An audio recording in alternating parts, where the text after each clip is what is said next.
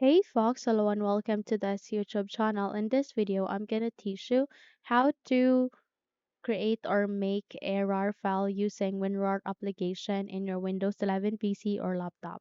So without any further ado, let's get started. So let me just create a new file folder here. Let me just do a right click, go with file folder, and let me just name this for my images. So click and enter.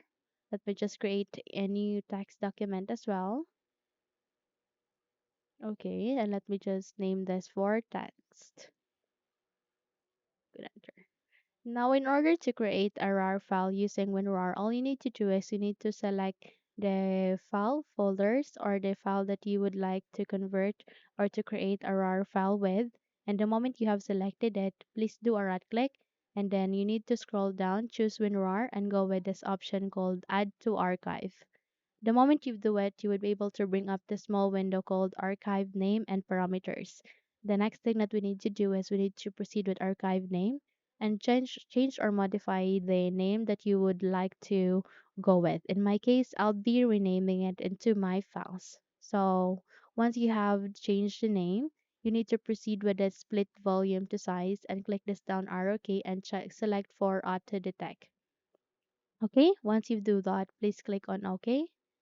And there you have that. You have just successfully created a RAR file using WinRAR application. So by that, let's check. Double tap to it.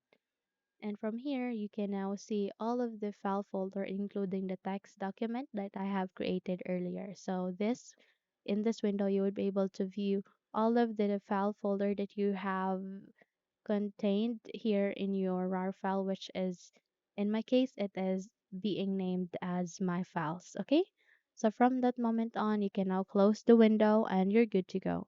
Now, if you think this video helped you a lot, then please don't forget to subscribe, hit the like button as well as the bell icon to be updated for more tutorials like this. Thank you for watching this video and have a good day.